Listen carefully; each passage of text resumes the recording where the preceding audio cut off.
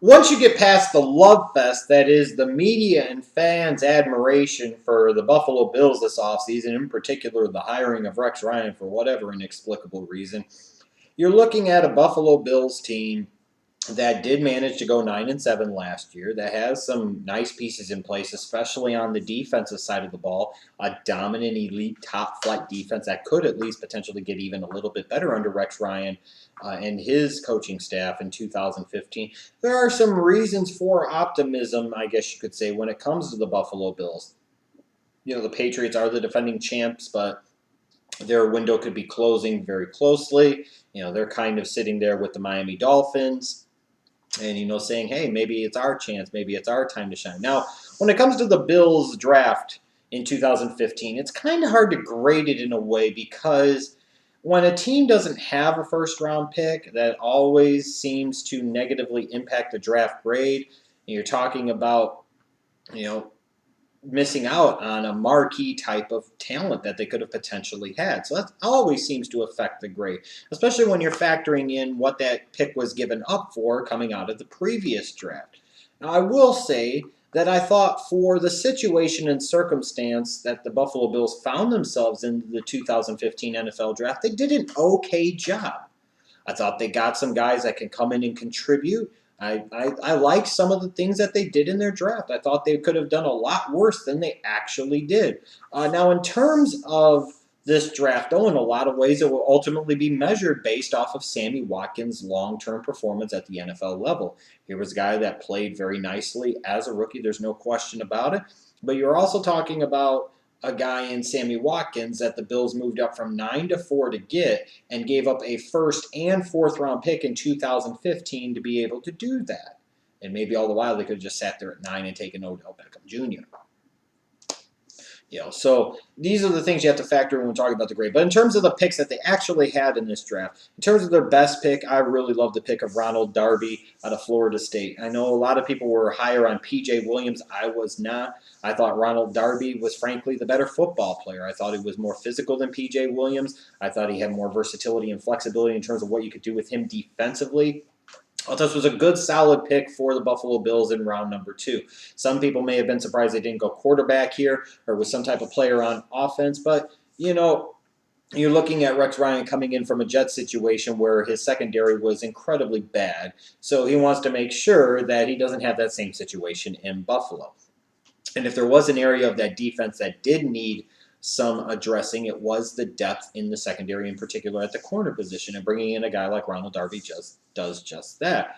In terms of picks that could surprise, they went to the Florida State well multiple times, and I look at guys, both Karlos Williams and Nick O'Leary, as two guys that could potentially contribute and surprise people. Karlos Williams, if he keeps his nose clean off the field, which is no guarantee since he's a Seminole after all, similar with Ronald Darby as well. This is a Karlos Williams, though, a big physical back that has some speed and is a really good pass catcher out of the backfield. And while he won't get a ton of opportunities, with a LaShawn McCoy being the lion share bell cow back in Buffalo, a guy like Karlos Williams is a guy that could carve out a niche and a role and be a productive, versatile role player out of that backfield for the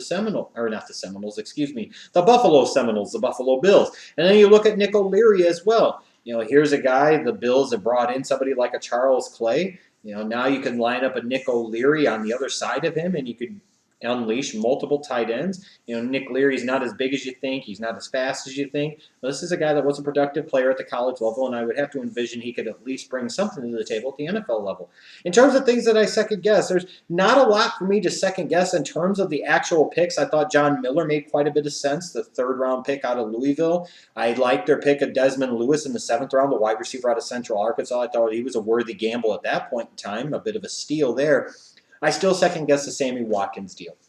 When you as an organization move up 5 picks in a draft and you give up both a first and a fourth round pick in the following year's draft to get a wide receiver when that wide receiver class is really talented, really deep, and everybody knows it, can you really just justify moving up from where you are to get to a certain spot saying that this player, this prospect is so far superior that you have no choice?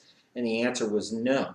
Sammy Watkins, really good, but he's no Odell Beckham Jr., and he might not even be Mike Evans. So the Bills traded up to get maybe, perhaps at best, the third rated wide receiver out of that 2014 NFL draft when all is said and done. And you set your organization back a little bit by giving up multiple premium picks, especially that first round pick, to be able to do so.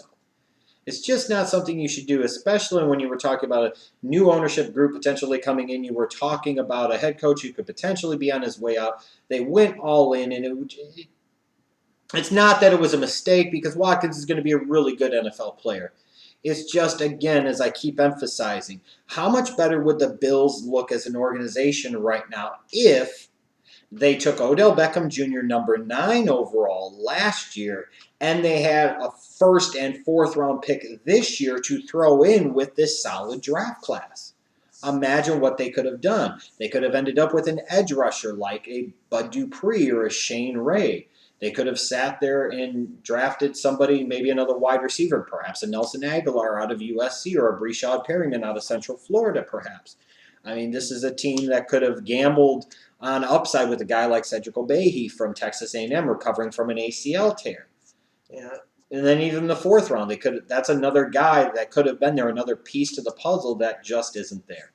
I do also maybe second guess the Bills not drafting a quarterback at some point in time. This was not a really good quarterback class at all, and I understand why they didn't address that position maybe in the second or third round, but maybe it was a position they should have addressed at some point in time.